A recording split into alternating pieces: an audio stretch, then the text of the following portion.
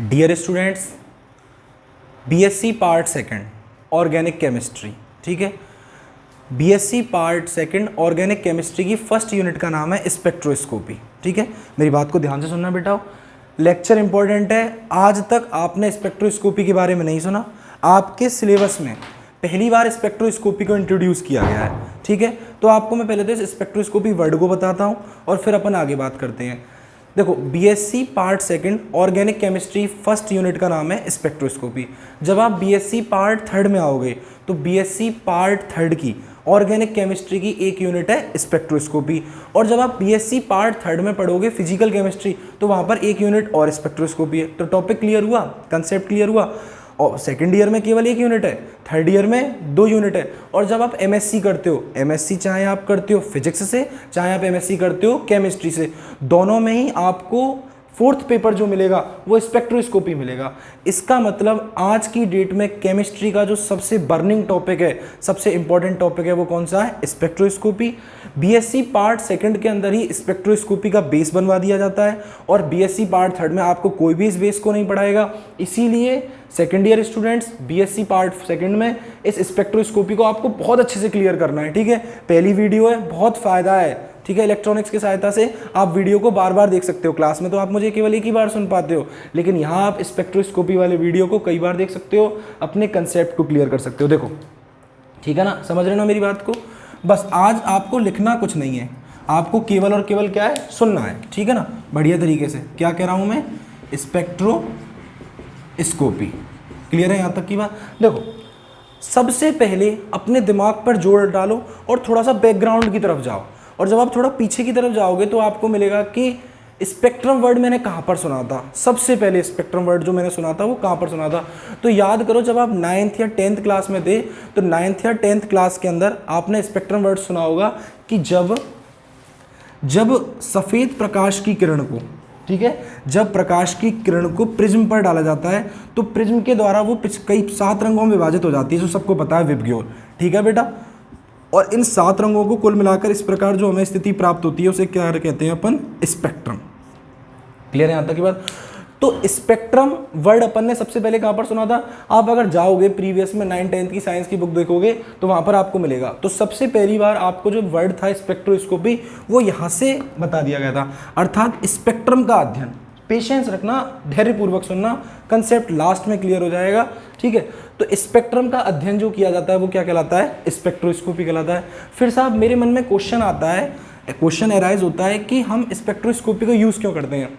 आप BSc part first से आए हो अभी बीएससी पार्ट फर्स्ट के अंतर्गत आपने क्या देखा बेटा? बीएससी पार्ट फर्स्ट में आपने देखा कि जो आपके प्रैक्टिकल थे, तो उन प्रैक्टिकल्स में एक प्रैक्टिकल था, दिए गए यौगिक में क्रियात्मक समूह की पहचान करो, फंक्शनल ग्रुप का निकालो। तो उस क्रियात्मक समूह को निकालने के लिए आपने क्या किया? परीक्षण किया, टेस्ट किया। उस क्रियात्मक समूह को निकालने के लिए आपने क्या किया? परीक्षण किया, और उस परीक्षण के द्वारा आपने बताया कि ये क्या है, कौन सा समूह है। तो सबसे पहले जब आपने, चलो प्रैक्टिकल नहीं किए या किए, जो भी है डजंट मैटर, फाइल तो बनाई होगी। जब फाइल बनाई होगी तो उसमें सबसे ऊपर लिखा होगा उसकी भौतिक अवस्था, उसका रंग कैसा है, उसकी विलेयता कैसी है, वो सारी बातें लिखी होंगी। तो सबसे पहले अपन ने क्या देखी? उसकी भौतिक अवस्थाएं। भौतिक अवस्थाएं देखने के बाद उसका उसी हिसाब से हमने परीक्षण लगाया, टेस्ट लगाया, और टेस्ट लगा के हमने कहा कि साहब, फिर निश्चयात्मक परीक्षण लगाया होगा और फिर कहा कि इसमें ये वाला क्रियात्मक समूह है, ये वाला फंक्शनल ग्रुप उपस्थित है, ठीक है ना। अब आप बात सुनो, मैंने परीक्षण किया, मेरे फ्रेंड ने परीक्षण किया, और बहुत से लोगों ने परीक्षण किया। तो इस तरीके से परीक्षण करने में बार बार किसका यूज़ हो रहा था? केमिकल्स का यूज़ हो रहा था, रसायनों का यूज़ हो रहा था, ठीक है। अच्छा, आपने खुद ने देखा होगा, ठीक है, अपन टेस्ट ट्यूब को यूज़ करते हैं, अपन कोई टेस्ट लगाते हैं, और टेस्ट लगाने के बाद, टेस्ट ट्यूब का टेस्ट लगाने के बाद अपन क्या करते हैं? उसको उठाते हैं और परख नली को सिंक में डाल देते हैं। कभी आपने सोचा कि जो सिंक के अंदर वेस्ट गया है, वो केमिकल गया है, वो कहाँ गया? वो केमिकल सिंक से ड्रेनेज सिस्टम के द्वारा या तो धरती में चला जाता है, पानी के अंदर धरती के पानी में चला जाता है, या फिर पोखर में चला जाता है, या झील, नदी, तालाब, जहाँ भी चला जाता है, ठीक है। उसको अपन किस में यूज़ करते हैं? या तो उसको जानवर पीते हैं, ठीक है, या फिर जानवर पीने के अलावा उसका उपयोग सिंचाई में, इरिगेशन में किया जाता है। जब उस केमिकल को सिंचाई में यूज़ करेंगे तो वो केमिकल प्लांट्स में आएगा, और प्लांट्स के प्रोडक्ट को कौन यूज़ करते हो? आप और मैं। तो वो हमारी बॉडी में आ गया तो हमें नुकसान हुआ, ठीक है। क्लियर है यहाँ तक की बात? तो ये सबसे बड़ा नुकसान था, ठीक है, यहाँ तक की बात। इस नुकसान को साइंटिस्टों को रोकना था कि कैसे हम इस नुकसान को रोक सकें, तो इस परीक्षण को करने से रोका जाए, इसीलिए उन्होंने एक नई ब्रांच बनाई, स्पेक्ट्रोस्कोपी। एक चीज़ ये ध्यान रखना, दूसरा छोटा सा कंसेप्ट आपको समझाता हूँ कि दूसरा छोटा कंसेप्ट क्या है। देखो, एक डॉक्टर की थॉट और एक केमिस्ट की थॉट, केमिस्ट मतलब जो केमिस्ट्री पढ़ रहा है, ठीक है ना, वो वाला केमिस्ट नहीं, मेडिसिन वाला नहीं, इनकी जो थॉट है ना, विचार है, उनमें रिजेम्बलेंस होनी चाहिए, समानता होनी चाहिए। देखो किस तरीके से, मैं आपको समझाता हूँ। देखो, मैं बीमार हो गया, सपोज दैट मैं बीमार हो गया, ठीक है ना, तो बीमार होने के बाद मैं डॉक्टर के पास जाता हूँ, तो डॉक्टर पहले मेरा वो ये सेम इस तरीके से सोचना, तो डॉक्टर सबसे पहले मेरा भौतिक रूप से परीक्षण करता है, बुखार आ रहा है कि नहीं आ रहा, बीपी कैसा हो रहा है, मेरी आंखें किस प्रकार से, मेरा परीक्षण करता है, और उन परीक्षणों के हिसाब से, उन लक्षणों के हिसाब से वो सबसे पहले मेरे लक्षण देखता है और उन लक्षणों के हिसाब से मेरे परीक्षण लिख देता है। जैसे सपोज दैट उसे लगा कि इसमें टाइफाइड के लक्षण है, तो वो मेरा विडाल परीक्षण लिख देगा, ठीक है। उसे लगा इसको पीलिया या जॉन्डिस की समस्या है, तो वो मेरा बिलरूबिन और बिलरूडिन का टेस्ट लिख देगा। उसी प्रकार से सेम यहाँ पर हमें सोचना है, ठीक है। डॉक्टर ने सोचा और उसने क्या किया, परीक्षण किया, परीक्षण करने के बाद, टेस्ट करने के बाद उसने बता दिया, टेस्ट की रिपोर्ट आएगी, रिपोर्ट को पढ़ेगा, रिपोर्ट को पढ़ के बता देगा कि मेरे अंदर ये परेशानी है, ठीक है साहब। इसी प्रकार एक केमिस्ट्री के स्टूडेंट को कोई भी पदार्थ दे दिया जाए, क्या आप उस पदार्थ को देख के बता सकते हो पदार्थ या तो ठोस अवस्था में होगा, द्रव अवस्था में होगा, गैस अवस्था में होगा, ये तीन है, इससे ज़्यादा कुछ नहीं है। अब अपन को प्लाज्मा पे नहीं जाना है, it is a fourth state of matter, ठीक है, इस पर अपन को बातचीत नहीं करनी है, ठीक है। लेकिन क्या उस ठोस अवस्था को देख के, द्रव अवस्था को देख के आप बता सकते हो कि इसके अंदर नाइट्रोजन है, इसके अंदर ऑक्सीजन है, इसके अंदर कार्बन है? नहीं बता सकते ना। उसके लिए मुझे क्या करना पड़ता है, परीक्षण करना पड़ता है, ठीक है, टेस्ट करना पड़ता है।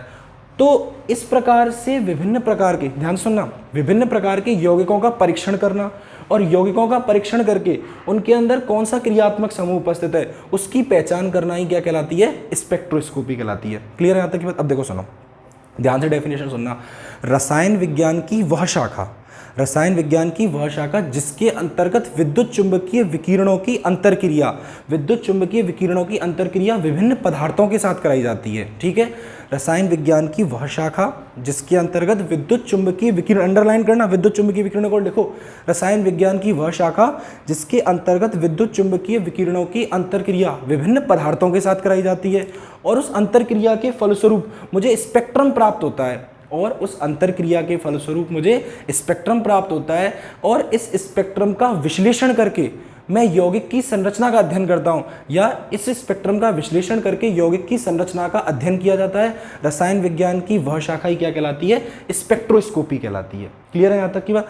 तो देखो मेरा वर्ड सुनना, सबसे पहली बात मैंने क्या कहा, विद्युत चुंबकीय विकिरण, इलेक्ट्रोमैग्नेटिक रेडिएशन, तो मैं अभी आपको पढ़ाऊंगा आगे। नेक्स्ट, पेशेंस रखना, धीरे से समझ में आ जाएगा, ठीक है। आप मेरे साथ बहुत लंबे समय से जुड़े हुए हो, हमेशा पॉजिटिव दिया है, इस बार भी प्रॉमिस बहुत अच्छा मिलेगा, आप विश्वास करो, बस पेशेंस रखना, जो हमेशा कहता हूं मैं। जब विद्युत चुंबकीय विकिरणों की अंतरक्रिया किसी पदार्थ के साथ कराई जाती है तो उनकी अंतरक्रिया से मुझे क्या प्राप्त होता है, स्पेक्ट्रम प्राप्त होता है। इस स्पेक्ट्रम का विश्लेषण करके, एनालिसिस करके मैं यौगिक की संरचना का अध्ययन करता हूं, यौगिक की संरचना का अध्ययन किया जाता है। रसायन विज्ञान की वह शाखा ही क्या कहलाती है, स्पेक्ट्रोस्कोपी कहलाती है। क्लियर है यहाँ तक की बात? तो देखो बात क्या चल रही थी कि मैं लैब में बहुत सारे परीक्षण करता हूँ, केमिकल वेस्ट जाता है, तो वैज्ञानिकों ने सोचा, साइंटिस्ट ने सोचा, क्यों ना कोई ऐसी मेथड निकाला जाए जिस मेथड में केमिकल वेस्ट नहीं हो, या केमिकल वेस्ट भी हो तो बहुत कम मात्रा में हो, और मुझे यौगिक की संरचना के बारे में पता चल जाए। देखो एक बात सोचना आप अपने दिमाग से, ठीक है। मैंने आपसे कहा जल, केमिस्ट्री के स्टूडेंट से मैंने कहा वाटर, दिमाग में आया H2O, आया तुरंत। क्या कभी किसी ने हाइड्रोजन देखा है जल में? आज तक मैंने तो नहीं देखा, ठीक है, आपने भी नहीं देखा होगा। क्या कभी किसी ने ऑक्सीजन देखा? नहीं देखा।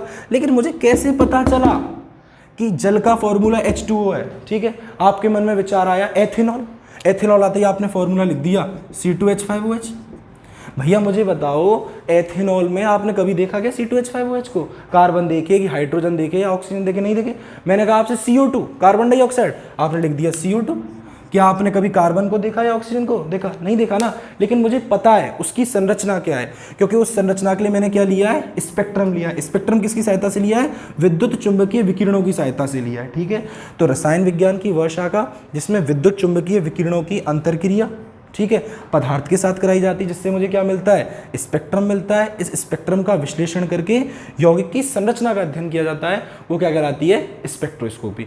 तो अब इतने सारे एक्सप्लेनेशन के बाद आपके दिमाग में एक बात आ जानी चाहिए कि अगर प्राचीश सर आपसे पूछते हैं कि स्पेक्ट्रोस्कोपी क्या है, एक शब्द में आंसर दो, तो आपको आंसर देना है यौगिक की संरचना का अध्ययन। क्लियर है यहाँ तक की बात?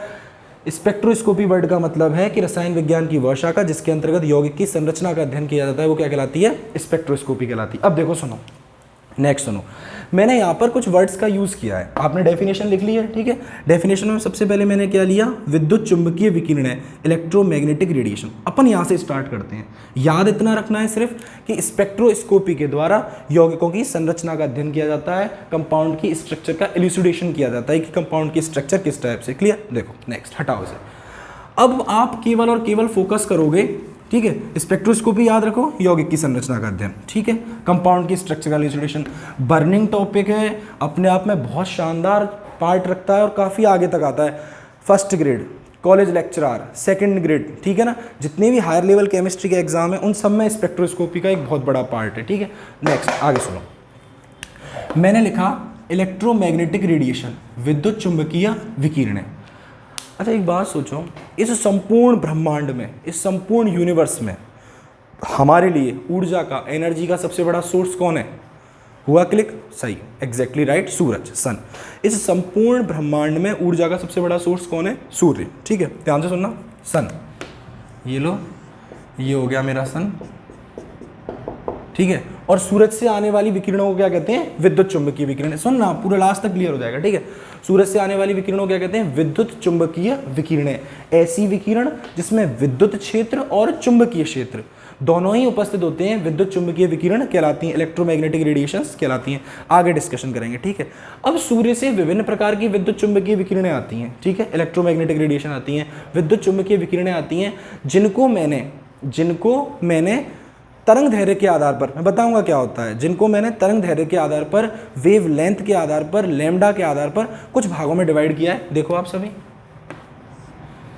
इस तरीके से देखो, ठीक है, ध्यान से सुनना। क्वेश्चन पूछूंगा लास्ट में, आंसर भी दूंगा, लेकिन बीच में थोड़ा रुकूंगा, आपको आंसर देना है। सूरज है, सूरज से आने वाली विकिरणें कौन सी हैं? विद्युत चुंबकीय विकिरण, इलेक्ट्रोमैग्नेटिक रेडिएशन, तथा इसके अंदर विद्युत क्षेत्र भी उपस्थित होता है और चुंबकीय क्षेत्र भी उपस्थित होता है, ठीक है। अब देखो, इसको लैम्डा के बेसिस पर, तरंग दैर्घ्य, वेवलेंथ के बेसिस पर डिवाइड किया है। सबसे पहली विकिरणें जो आती हैं वो कहलाती हैं कॉस्मिक रेज, ठीक है बेटा, कॉस्मिक रेडिएशन, ठीक है। हिंदी में बोलते हैं अंतरिक्ष किरणें। क्या बोलते हैं इन्हें? अंतरिक्ष किरणें, ठीक है। इसके बाद जो विकिरणें आती हैं वो कौन सी आती हैं? Gamma radiation. क्लियर है यहाँ तक की बात? सबसे पहली कौन सी आती हैं? अंतरिक्ष किरणें, गामा किरणें। उसके बाद आती हैं एक्स रेज, ठीक है, cosmic rays, gamma rays, X ray.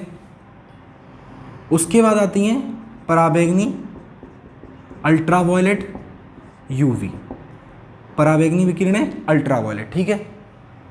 उसके बाद आती हैं विजिबल, दृश्य की विकिरणें। उसके बाद कौन सी आती हैं? दृश्य विकिरणें। उसके बाद आती हैं बेटा IR, इंफ्रारेड अवरक्त। उसके बाद आती हैं माइक्रोवेव, सूक्ष्म तरंगें। माइक्रो का वर्ड सब क्लियर है, सूक्ष्म तरंगें, ठीक है। और लास्ट में आपके यहाँ पर रेडियो वेव। ध्यान से सुनना लेक्चर को, बिल्कुल भी जल्दीबाजी में मत निकालना। और लास्ट में आता है अल्टरनेट करंट, AC। क्लियर है यहाँ तक की बात? Cosmic rays, gamma rays, X rays, UV rays, visible, IR, micro, radio wave और AC, ठीक है। अब आप मेरी बात सुनो, मैंने क्या कहा, फिर सुनना। सूर्य से आने वाली विकिरणों को विद्युत चुंबकीय विकिरण कहते हैं, इलेक्ट्रोमैग्नेटिक रेडिएशंस कहते हैं। इलेक्ट्रोमैग्नेटिक रेडिएशंस में विद्युत क्षेत्र और चुंबकीय क्षेत्र दोनों ही उपस्थित होते हैं, और इसको मैंने कुछ भागों में डिवाइडेड कर लिया। इधर से देखना है, सबसे पहले जो आती हैं वो कौन सी होती हैं? Cosmic rays. कॉस्मिक के बाद आती हैं gamma, x, UV, visible, IR, micro, radio और AC। अंतरिक्ष किरणें, गामा किरणें, एक्स किरणें, पराबैंगनी, दृश्य, अवरक्त, सूक्ष्म, रेडियो एटसेट्रा, ठीक है। AC तक अपनी आ गई, अल्टरनेट करंट जिसे बोलते हैं।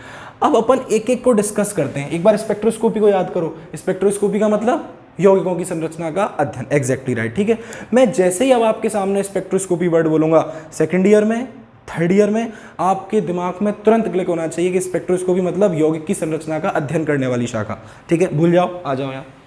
अंतरिक्ष किरणें, ठीक है। कॉस्मिक रेज, देखो सूर्य से जो विकिरणें आती है ना, तो उन सूर्य से आने वाली विकिरणों में सबसे पहली जो किरण होती है वो कौन सी होती है? अंतरिक्ष। और इसको अंतरिक्ष इसलिए कहा गया है क्योंकि ये विकिरणों की ऊर्जा, एनर्जी बहुत ज़्यादा होती है, ठीक है। एनर्जी बहुत ज़्यादा होने के कारण अगर ये हमारी धरती पर आ जाएंगी तो धरती पर टेम्परेचर को बहुत ज़्यादा बढ़ा देंगी, इसीलिए ये विकिरणें हमारे वातावरण से, वायुमंडल से टकराती हैं और वापस अंतरिक्ष में चली जाती हैं, इसीलिए इनको अंतरिक्ष किरणें या कॉस्मिक रेज कहते हैं, ठीक है। कॉस्मिक क्यों बोलते हैं? आती हैं, टकराती हैं और वापस स्पेस में, कॉस्मिक रेज, ठीक है। नहीं पढ़नी, डजेंट मैटर, भूल जाओ, सिर्फ इतना याद रखो, कोई पूछो तो। Next, gamma radiation. गामा याद करो कहाँ पर थी? First year inorganic chemistry, 5th unit, nuclear chemistry and radio chemistry. अपन ने क्या पढ़ा था? इस तरीके से एक डायग्राम बनाया था मैंने। रेडियो एक्टिव तत्व है, रेडियो एक्टिव एलिमेंट है, 3 प्रकार की विकिरण निकलती हैं, एक कौन सी होती है? अल्फा, एक होती है बीटा और एक कौन सी होती है? गामा, ठीक है ना। तो ये वाली रेडिएशन क्या है? गामा। तो रेडियो एक्टिव, ठीक है, रेडियो एक्टिव तत्वों में से निकलने वाली विकिरण कौन सी होती है?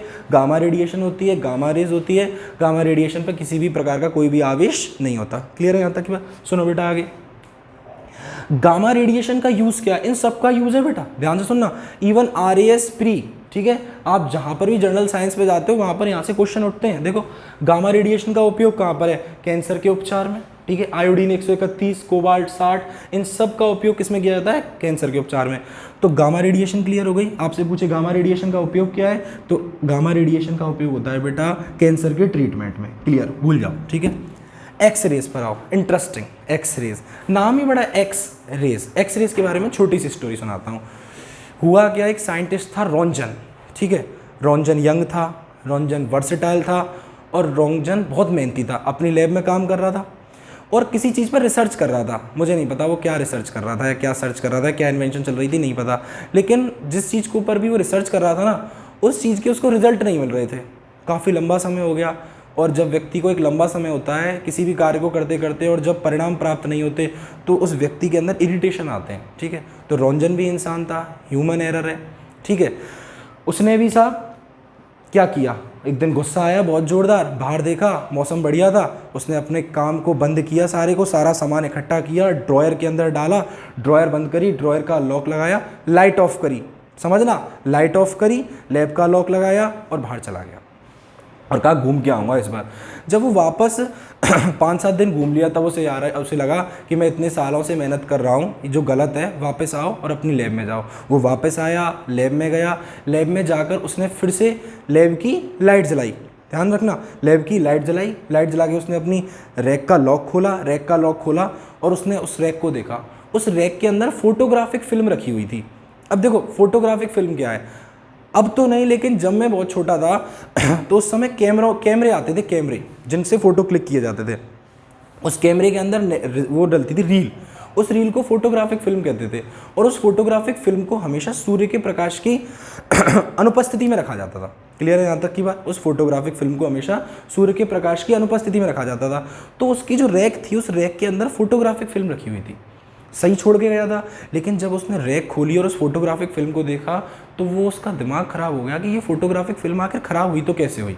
उसने सोचा, बहुत सोचा, और बहुत सोचने के बाद उसे लगा कि यहाँ पर कोई विकिरण थी, कोई रेडिएशन थी, जिस रेडिएशन की वजह से, जिस विद्युत चुंबकीय विकिरणों की वजह से ये ख़राब हो गई है। अब आप सब जानते हो मैथ्स में जब हमें कोई चीज़ नहीं पता होती तो हम उसे क्या मान लेते हैं? एक्स, ठीक है, कि ये एक्स है। अब रोंजन इंटेलिजेंट था लेकिन भोला था, ठीक है, इसलिए उसने तुरंत क्या कहा कि माना ये विकिरण क्या है? एक्स विकिरण है, ठीक है, एक्स है, तो उन्हीं के नाम पर इसका नाम क्या रख गया? X radiation. ऐसे आए रोंजन के द्वारा एक्स विकिरणें आई।